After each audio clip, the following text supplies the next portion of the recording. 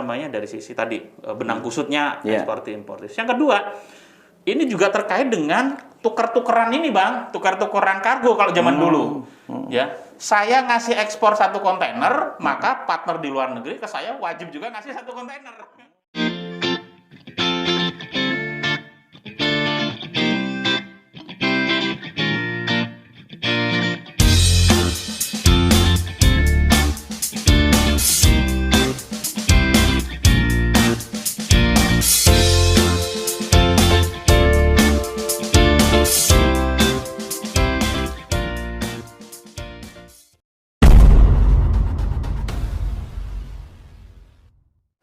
Assalamualaikum warahmatullahi wabarakatuh.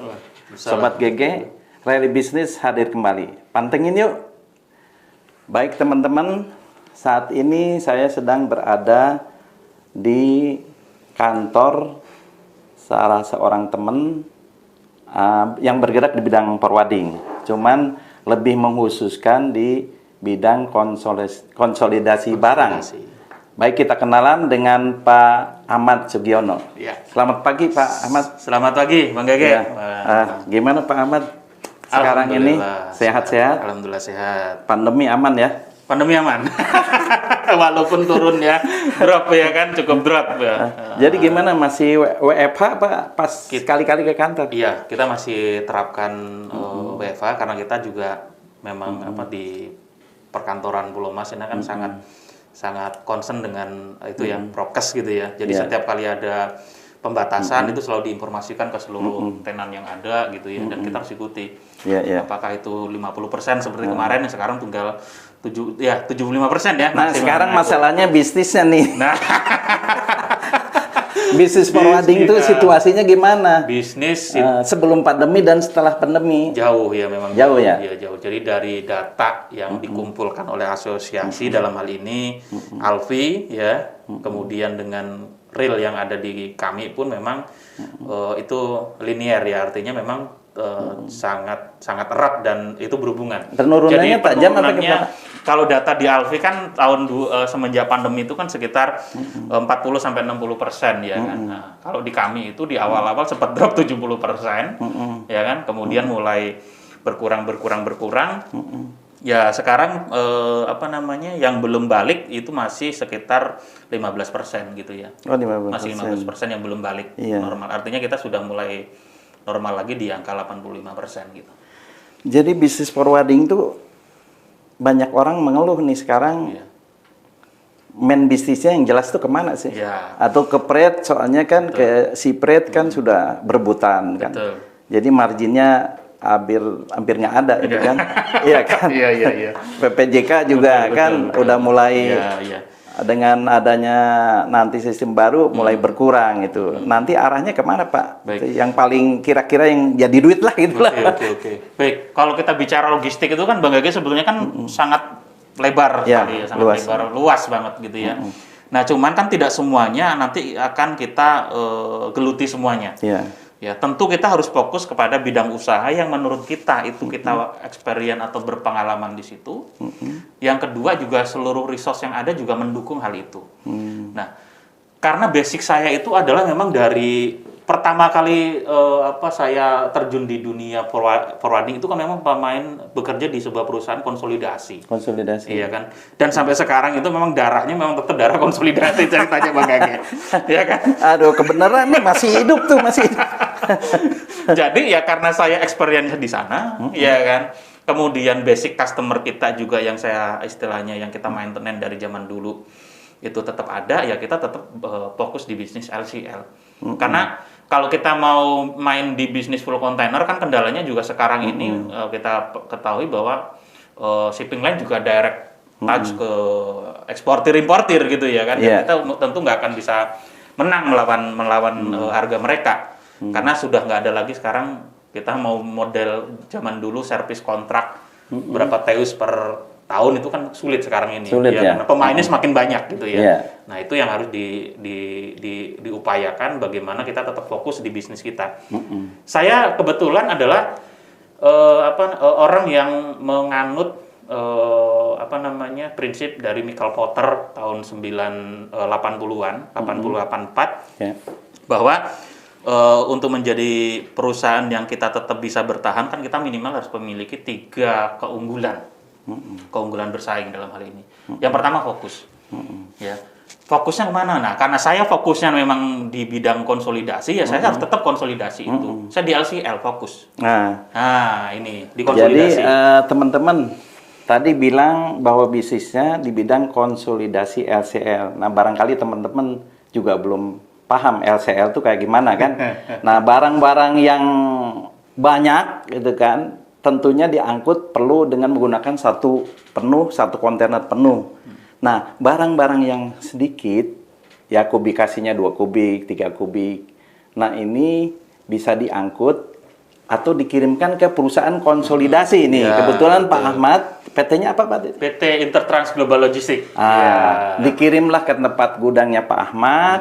Nah, Pak Ahmad ngelola nih, ada 2 kubik, ada 3 kubik, dari berbagai shipper ya, berbagai shipper. Nah, kemudian digabungkan, ditata di dalam satu kontainer, gitu kan? Betul. Nah, ini kebetulan bidangnya, gitu kan? Nah, masalahnya sekarang, kok ngirim barang kecil lebih mahal daripada satu kontainer. Nah, ini banyak yang teriak daripada importir. Baik, ya. Dalam hal ini tentu saya harus melihat dari beberapa sisi, Bang Kage ya. Yang pertama saya melihat dari sisi eksportir importir. Yang kedua saya juga harus melihat dari sisi kita sebagai pemain konsolidator atau transporter itu, ya kan. Kalau dari sisi eksportir importir gitu ya, tentu eksportir importir harus paham pertama yang namanya Incoterm-nya dulu. Karena itu berkaitan erat dengan penunjukan siapa forwarding agent yang akan dipilih, sehingga dalam dunia konsolidasi kita mengenal adanya namanya free hand cargo dan nomination cargo. Ini gitu nih. Ya kan. Yang free hand gimana ya, nominasi gimana? Nah ini masalahnya. Jadi kalau istilah kita, kalau kita kaitkan dengan Incoterm itu, kalau yang namanya collect gitu ya, collect ini case-nya impor ya, kita akan bahas impor karena memang biaya yang tertinggi itu diimpor di kita ya kan, bukan diekspor. Nah, kalau Incoterm-nya untuk impor itu yang collect gitu, itu adalah model nomination. Artinya impor nomination, artinya kargo yang kita peroleh sendiri dari usaha kita, agent di luar negeri itu hanya menjalankan apa yang menjadi inquiry dari kita. Itu namanya nomination. Nah, kalau free hand cargo itu kebalikannya. Jadi kita nggak ngapa-ngapain gitu ya kan, tiba-tiba dari partner di luar negeri mengirimkan kargo notifikasi ke kita, saya ada shipment sekian-sekian, tentu itemnya adalah itu prepaid. Ya, berarti kelompok C dan kelompok D. Kalau kelompok collect tadi kan kelompok E dan kelompok F ya kan, ada X-Work, ada FOB, ada FAPS, ada FCA kan begitu. Itu yang maksudnya dari nomination dan free hand cargo. Yang jadi masalah tentu adalah yang free hand shipment, yang free hand, kargonya agent, ya. 2 kubik ditagih 13 juta, ya kan? 15 kubik ditagih 31 juta. Nah, ini teman-teman itu. Teman-teman importir sama PPJK nih kan, PPJK yang nalangin, importir yang bayarin. Betul. Nah, kenapa ini terjadi? 2 kubik ditagih 13 juta. Nah, ini yang jadi concern ya, concern ini rame-rame nih kan. Kita tanya nih yang pengusahanya nih. Iya. Gimana tuh Pak? Baik. Kenapa bisa gitu Pak? Begitu ya. Jadi gini, kalau kembali lagi kenapa seperti itu, maka kita harus, karena tadi terkait dengan biaya, maka kita harus kembalikan lagi juga kepada cost structure atau biaya, struktur biaya. Kenapa LCL itu untuk yang freehand menjadi mahal kan begitu ya? Iya. Dan kenapa mereka harusnya udah pakai kontainer aja lebih murah kan gitu kan? Kok ini masih milih juga udah mahal milih? Jangan-jangan ada sesuatu yang aneh. Ada sesuatu, ya betul. Baik, cost structure dari LCL itu kan sebetulnya ada yang namanya origin local charges, ada freight dan destinasi local charges, ya kan? Nah, sebetulnya kalau kita bedah lagi lebih ke dalam gitu, ini nggak apa-apa ya kita open-openan ya. Mudah-mudahan teman-teman pemain konsolidasi Enggak, pembelajaran. Pembelajaran ya. Jadi mungkin juga konsolidasi juga nggak salah, Bang. Ini kan ada sesuatu yang memang harus paham. Betul. Bisnisnya nggak salah, ya kan? Nah, bisnisnya nggak salah. Jadi cost structure tadi kita buka sebetulnya. Udah Bang sambil minum Oh, siap gitu ya kan. Nah, sebetulnya kalau dilihat dari biaya kita sendiri Bang, biaya kita itu nggak mahal untuk LCL. Nggak mahal. Sebetulnya nggak mahal. Jadi cost kita kan cuma PLP, pindah lokasi penumbukan, kalau dalam istilah kita adalah biaya apa namanya paket ya, paket OB stripping ya, paket OB stripping sama paket RDM, receiving delivery mekanis. Sebetulnya biaya item kita itu. Itemnya itu ya. Item kita itu. Yang menjadi masalah besar itu adalah ya itu mungkin sudah tahu semua. Ini terkait dengan rebate atau refund kita kepada partner di luar negeri. Itu yang besar sekali. Jadi sebentar teman-teman nih kan. Jadi kontainer ya dari luar negeri, misalkan dari Cina datang ke Jakarta, datang ke Jakarta, kemudian, nah kontainer itu kan nyampe di terminal kontainer. Nah seorang pengusaha konsolidasi tentunya harus memindahkan tuh kontainer itu ke gudang, namanya itu pindah lokasi PLP ya. Betul. PLP tadi yang yang diterangkan. Jadi ini sebetulnya kecil tuh itemnya kan. Kemudian dari situ ada delivery kan, ya delivery dari situ ke customer gitu kan. Jadi nggak banyak lah itemnya kan, supaya paham itu dulu. Betul. Ya, kan? Prosesnya begitu. Prosesnya begitu. Nah sekarang yang buat mahalnya ini apa tadi? Ya, tadi seperti disampaikan Bang Gage gitu ya kan, ada proses yang namanya kontainer turun dari kapal, kemudian ke dermaga, kemudian dipindah ke Seaway, kemudian dari Seaway nanti akan ke TPS ya, dan di TPS nanti perlu di OB, perlu dilakukan stripping. Nah itu sebenarnya biayanya, itemnya sebetulnya itu tidak banyak. Nggak banyak ya? Nggak banyak. Itu untuk 20 feet kalau boleh sedikit share gitu. Itu paling untuk PLP saja. Untuk PLP itu kan sebetulnya nggak banyak, paling sekitar 1,5 untuk 20 feet. Untuk 40 feetnya paling sekitar 2,5-an kan gitu ya, 2,5 juta. Tambahin apa RDM. Nah, receiving delivery mekanik pun sebetulnya udah diatur dari kesepakatan teman-teman di ASDEKI sebetulnya ya kan. Udah diatur. Jadi tidak juga bisa kita main terlalu tinggi juga sebetulnya. Jadi itemnya sebenarnya sangat nggak terlalu tinggi sebetulnya. Biaya di dalam kita sini ya. Yang paling besar itu tadi yang saya katakan rebate atau refund kita kepada partner di luar negeri.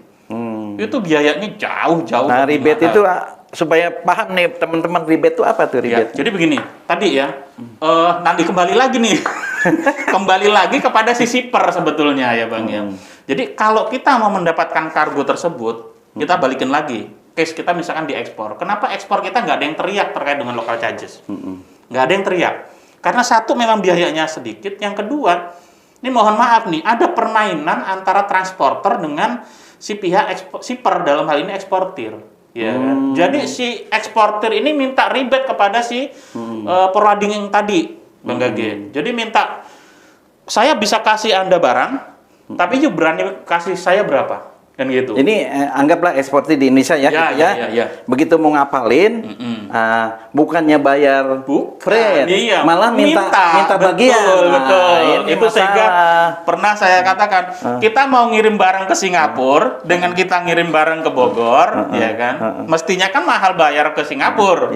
Kenyataannya lebih mahal kirim ke Bogor, karena itu tadi gitu ya kan. Jadi kita kasih rebate nih kepada si shipper supaya mereka mau ngasih kargonya kepada kita. Nah ini teman-teman, penyakitnya di sini. Jadi bukan bayar freight pada waktu pengapalan, mau dapat duit. Betul. Kacau juga. Nah, terus gimana tuh? Di sini kan ekspor. Betul. Nah, terus sementara dalam sisi bisnis kan nggak mungkin dong si forwarding tadi rugi.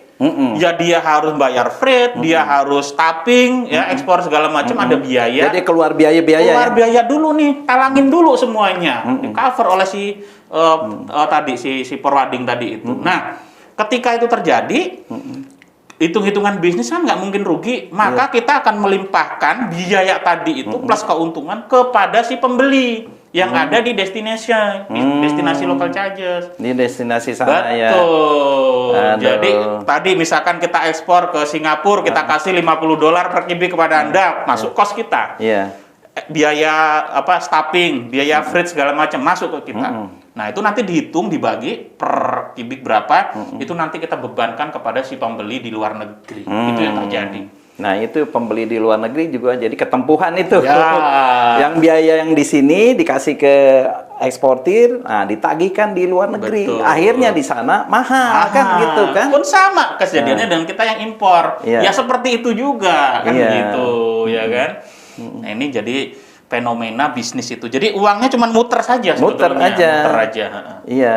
Jadi begitu juga impor ya. Jadi di sana kalau mau impor mereka dapat minta tuh, Betul. minta bagian kan gitu kan. Dibebankan kepada di sini importir di sini mahal. Padahal uang tadi itu yang kita nagih sebanyak itu hanya numpang lewat ke kita. Kita cuma diminta untuk nagihin gitu. Berapa? Nanti uang itu setelah kita tagih dapat, kita langsung balikin lagi ke partner di luar negeri. Modelnya begitu. Nah itu teman-teman ini kan jadi ibaratnya buah si malakama. Mungkin dari eksportir Anda atau importir Anda nggak main, tapi yang lain main. Tapi akhirnya ketempuhan semua. Itu kenapa itu kenapa salah satu kalau misalkan ada komplain seperti itu, kita tidak bisa langsung mengatakan tidak bisa. Memang ujung-ujungnya adalah komunikasi. Kita selalu menyarankan kepada importir di sini ya untuk berkoresponden lagi, untuk berhubungan kembali dengan seller di luar negeri. Omongin dong ini, kenapa kok biayanya mahal? Kan begitu. Kalau berani bargaining position kita bagus, langsung aja ini bilang, yuk kalau minta rebate jangan tinggi-tinggi kepada forwarder di sana di origin gitu supaya kita nggak ketempuan begitu. Nah sekarang kita lihat ya di luar negeri ya. Sekarang perusahaan Pak Ahmad di sana kan ngumpulin ngumpulin kargo kan. Ya. Nah kalau misalkan ngumpulin kargo di sana kan tentunya dalam satu kontainer ada beberapa shipper kan. Ya bisa 10, bisa 15 tergantung volumenya kan. Ya. Nah sekarang masalahnya kalau kita nggak ikut-ikutan kayak begitu gitu, nggak ngasih rebate itu gimana kira-kira? Apakah jadi sepi apa gimana? Betul. Itu buah si malakama terutama dengan seluruh pemain yang ada di Indonesia. Saya pikir ya kan. Terutama pemain-pemain besar konsolidator itu memang menjadi buah si malakama.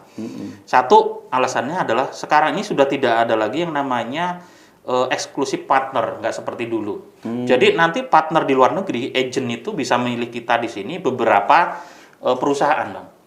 Ya kan? Jadi kalau dulu misalkan condongnya ke kita nih, kita jadi partner satu-satunya di Indonesia. Yeah. Kalau sekarang itu bisa di Jakarta aja bisa 5-6 perusahaan. Nah, bargaining orang atau si agent di luar negeri ketika dia memiliki kargo yang cukup banyak, itu bisa milih A, B, C, dan D. Yang mana yang kamu mau berani kasih rebate saya tinggi? Itu. Saya cuma berani 50 per kubik. Tetangga bisa 60, bisa yang lainnya misalkan ada sampai 200 per kubik. Bisa naik terus ya? Bisa naik terus. Artinya siapa yang bisa memberikan rebate paling tinggi? Jadi persaingannya malah persaingan mengasih rebate itu kan? Bukan pelayanan lagi dong kalau gitu. Jadi itu tadi, Bang. Ya. Itu kendala di kita. Sehingga selama kita masih terus sama partner di luar negeri terus didikte seperti itu dalam tanda kutip, ya permainan seperti ini akan terus berlangsung. Ya, agak sulit itu. Kecuali ada regulasi yang membatasi, ya kan? Regulasi di sini kayaknya udah tuh. Dulu sudah pernah dan terakhir itu ada tahun di 2010, Bang. Terakhir itu ada surat dan tarif kesepakatan yang diawasi oleh Dirjen Lala, KN berapa saya lupa KN-nya gitu ya. Tahun 2010. Itu sudah dibatasi sebetulnya tarif impor lokal charges kita itu.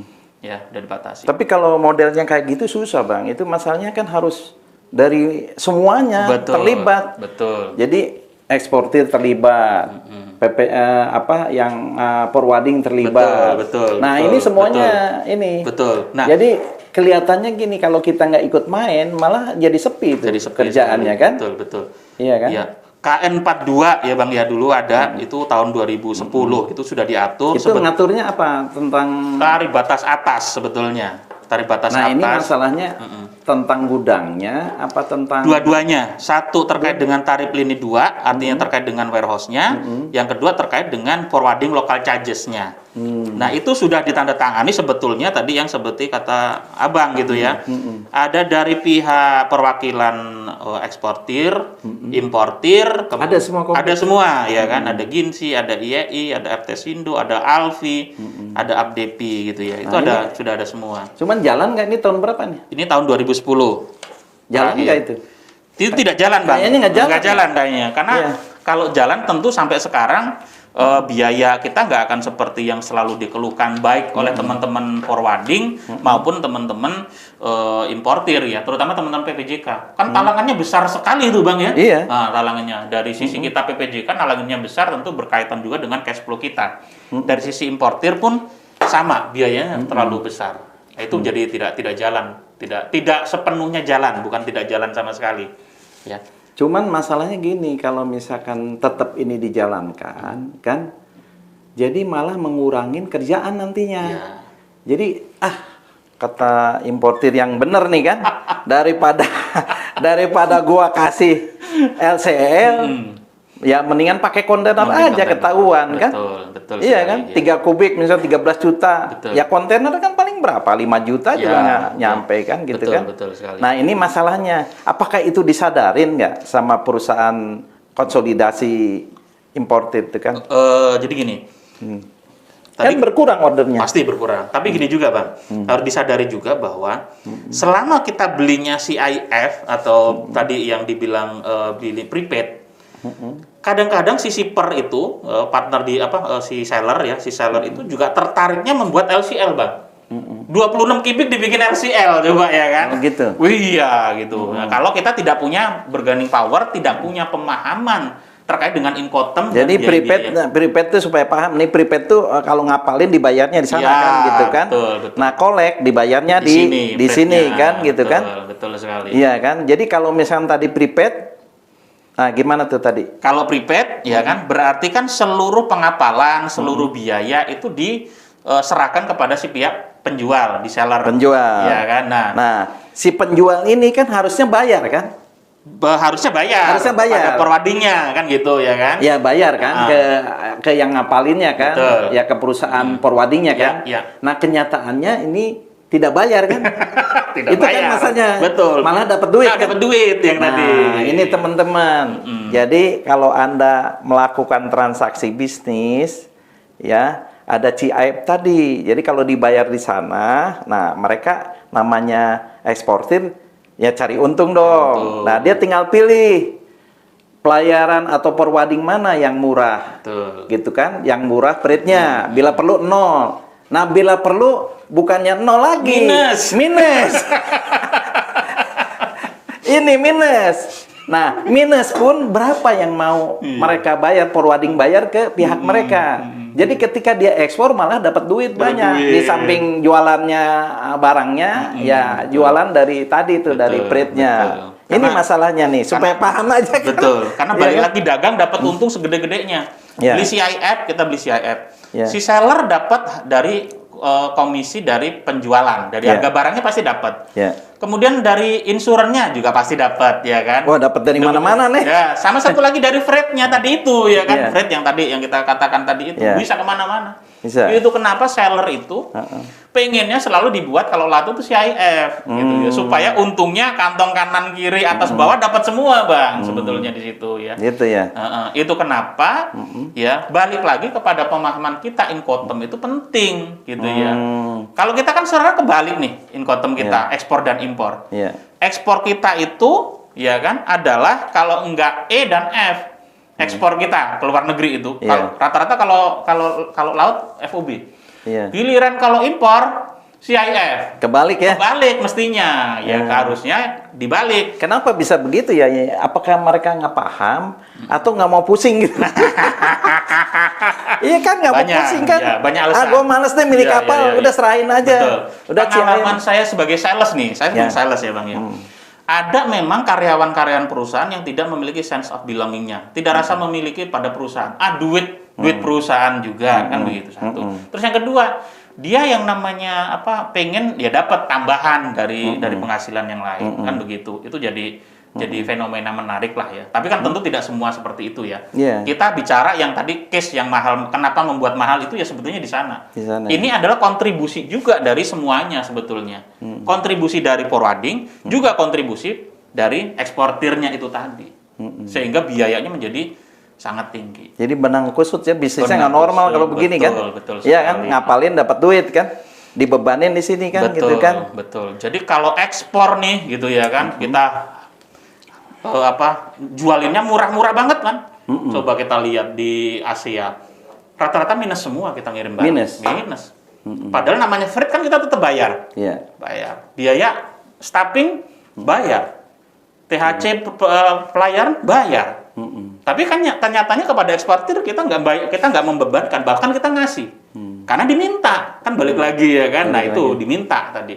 Kalau mau kargo saya ya kasih, kan begitu. Nah, itu satu. Dari sisi dari sisi tadi benang kusutnya eksportir importir. Yang kedua, ini juga terkait dengan tukar-tukeran ini, Bang. Tukar-tukeran kargo kalau zaman dulu.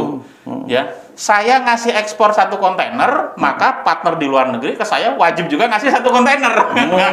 Gitu ya, biar balance ya. Biar balance gitu ya kan, tukar-tukeran gitu ya. Tukar-tukeran ya. Betul. Jadi saya rugi di ekspor, tapi saya dapat di impor. Nah, gitu modelnya. Jadi supaya ujungnya. Nah, ini supaya lebih jelas lagi kan tadi pemilihan Incoterm kan. Betul. Nah, sekarang kita balik. Kalau collect, ya kan? Nah, kalau misalkan tadi prepaid ya bayar di sana kan, ya kan?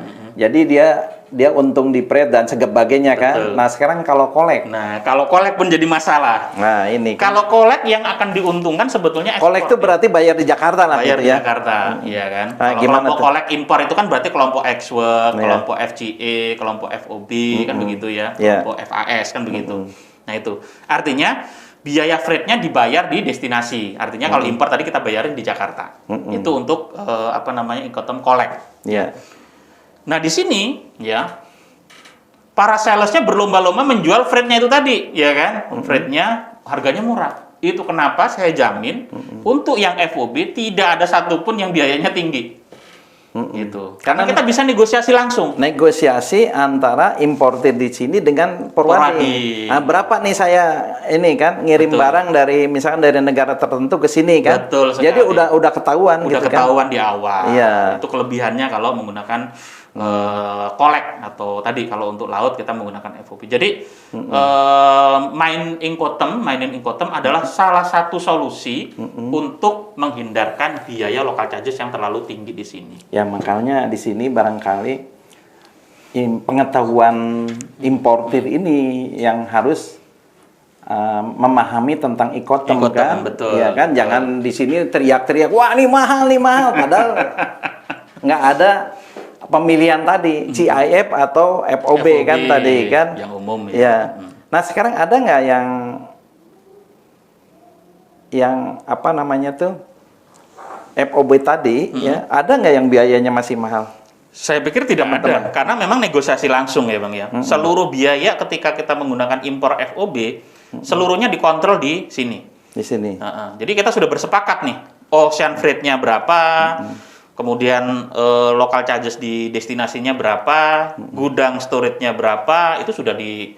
Berarti yang prehend tadi, yang CIF tadi kan? Yang CIF tadi itu yang tidak ada patokan biayanya, tergantung dari seberapa besar kita diminta rebate oleh partner di luar negeri. Bayangkan Bang, kalau misalkan China nih ya, Shenzhen atau Shanghai, itu minta rata-rata kan sudah di atas $200 per kubik Bang, rebate-nya saja. $200? $200 per kubik. Per kubik. Bayangkan kalau itu 10 kubik, berarti kita harus ngasih kepada partner kita kan sudah $2.000 sendiri kan. Kacau. Itu kenapa biaya 1 atau 2 kubik tadi di angka 11 juta, 13 juta. Nah, ini pemerintah paham nggak yang model kayak begini? Kira-kira paham nggak, Bos? Mestinya sih paham sebetulnya ya, mestinya paham gitu, kan? Harusnya paham. Tapi balik lagi ya Bang ya, sekarang ini kan agak sulit gitu ya ketika ini mau diatur karena ini benar B2B dan ini kegiatan cross border ya. Cross border itu yang agak sulit dilakukan kecuali memang kita para pengusaha konsolidasi kompak satu ya kan, kemudian berusaha untuk tidak memberikan rebate yang terlalu tinggi. bisa dilakukan dengan cara misalkan asosiasi menghimbau kepada para pemain konsolidasi, ayo dibatasi kalau kita mau ngasih rebate sekian. Susah Bang, susah ya. Itu susah. Yang satu nurunin ternyata betul di luar naikin. Akhirnya kalah habis deh. Nah, gitu itu kan yang terjadi di KN berapa tadi? 42 tadi ya. KN 42 tadi ini pun seperti itu. Ini kan dulu hanya berlaku untuk anggota ALFI saja, Bang. Sementara yang tidak menjadi anggota ALFI kan berarti tidak ada kewajiban untuk mengikuti kesepakatan ini. Nah, repot juga ya. Repot juga. Akhirnya ya salah satu yang tidak bisa berjalan seperti itu. Yang bukan anggota ALFI tidak kena apa namanya? Sanksi. Nah, di sini disebutkan sanksi. Tapi yang bukan anggota ALFI gimana? Ini kan sudah tidak masuk akal nih tagihan yang di sini kan. Iya kan? Nah, ini sistem nagihnya gimana ini kadang-kadang kan satu sebagai pengusaha konsolidasinya sebagai forwardingnya kan. Nah, dia nagihkannya udah dalam rupiah apa dolar? Ya, kalau sekarang kan semua sudah itu ya aturannya harus menggunakan rupiah. Menggunakan rupiah. Ya, jadi kita tagihnya dalam bentuk rupiah. Masalahnya gini, di forwardingnya sudah mahal. Nanti begitu ngambil barang di gudang juga mahal. Nah, itemnya kelihatannya nih banyak item yang double. Itu ada cerita Bang sebetulnya Bang. Itu gimana? Itu sebetulnya adalah kayak dibuat-buat gitu Bang. Nah, bukan tanda kutip akal-akalan bukan juga, tapi itu adalah usaha kita menyiasati supaya tidak kalau dipanggil tidak kena sanksi secara langsung kan begitu ya kan. Jadi nanti biaya yang kelihatannya terlalu mahal untuk kita tagihkan di kantor, maka kita tagihkan di gudang gitu ya. Itu yang menjadi masalah di sana. Ya. Jadi dibagi dua nih ceritanya. Dibagi dua. 15 juta, 7 juta tagih di kantor, 7 juta dipakai di sana. Nanti dari pihak PBM atau gudang kan setor juga ke kita, ujungnya sama ngumpul ya kan. Jadi intinya untuk membiayai kos yang di sana kan di luar supaya ketutup kan. Betul sekali. Iya kan? Betul sekali. Gitu. Nah, sekarang kalau dulu kan konsolidasi itu ditanganin langsung sama perusahaan pelayaran. Dulu kan murah kalau sama pelayaran. Sekarang begitu ke forwarding kok berubah gitu kan? Betul. Jadi apakah nggak bisa balik lagi ke pelayaran atau gimana? Sebetulnya bisa saja Bang. Sebetulnya bisa saja. Cuman bisnis forwarding mati dong? Mati ya. Ya mati enggaknya tergantung ya. Kita lihat nanti prosesnya. Jadi saya termasuk masih ngalami yang namanya CFS murni dulu tuh Bang. Oh, itu namanya CFS murni ya. Jadi biaya yang langsung ditagih oleh pelayaran. Ya, saya masih ingat banget itu perusahaan Jepang itu ya. Masih terakhir tahun kapan ya, tahun 2000 awal lah kan gitu ya. Itu masih ada CFS murni gitu ya. Jadi biayanya memang lebih murah. Ya. Nah, lebih murah gitu. Nah, tetapi kan balik lagi. Salah satu kelemahan daripada bisnis LCL ini adalah ribet, Bang. Nah, ada banyak variabel supaya bisnis LCL ini bisa jalan. Yang pertama, harus kecukupan kargo LCL-nya. Sekarang kita tanya, pelayaran mau nggak ngurusin yang kecil-kecil? Ya kan? Karena konsep bisnis pelayaran dengan konsep bisnisnya forwarding kan beda. Beda ya. Ya kan? Konsep bisnis pelayaran itu adalah menuhin kapal dengan kontainer. Sementara forwarding menuhi isi kontainer tadi dengan barang yang kecil-kecil dikumpulin. Nah, itu ribetnya di situ. Nah, satu. Kedua, selain ribet di masalah yang kecil-kecil, ya juga harus punya fasilitas yang CFS itu tadi. Ya, gudang segala macam itu harus punya juga. Apakah pelayaran juga mau? Iya kan? Jadi kembali lagi kepada konsentrasi bisnis saya pikir. Jadi pelayaran akan lebih core bisnis dia kan memang di shipping gitu ya, di pelayaran kontainer gitu. Nah, yang kecil-kecil ya kasih ke si forwarding itu tadi. Jadi kelihatannya ini malah kekuatan dari forwarding itu dikonsolidasi ya. Oh iya. Kalau pool udah rebutan kan? Udah habis kan? Betul. Iya kan? Nah, sekarang kita bicara bisa nggak kembali ke titik keseimbangan? Berarti ini harus ngasih tahu tuh ribuan importir. Ya, lo milih incotermnya ya harus FOB kan? Betul. Negosiasi di sini gitu kan? Kalau saya sih selalu menyarankan, yang pertama kita memang harus, dan itu sudah dilakukan oleh asosiasi dalam hal ini ALFI, selalu memberikan edukasi kepada importir. Kalau impor, pilih yang itemnya tadi kolek. FOB, FOB. ekspor. Nah, Kalau itu. ekspor? Kalau ekspor balik ya kelompok C dan kelompok D, CIFK ya kan? Itu lakukan edukasi seperti itu. Ya, satu itu ya. Yang kedua, ini juga harus ada peran regulator sebetulnya, ya kan? Seperti yang dilakukan oleh Dirjen Perhubungan Laut ini sudah bagus gitu ya. Sudah bagus, artinya ada batas atas gitu ya yang membatasi bahwa kalau harga itu tidak boleh lebih dari itu. Saya buka bongkar saja sebetulnya. Kalau kita mengikuti harga ini Bang sebetulnya, ini tuh sebetulnya profitnya sudah bagus Bang. Yang regulator tadi, ini udah bagus. Sudah bagus. Iya. Iya kan. Yang nggak ketutup itu ya sebenarnya karena ribet itu tadi. Ya, yang tinggi sekali itu.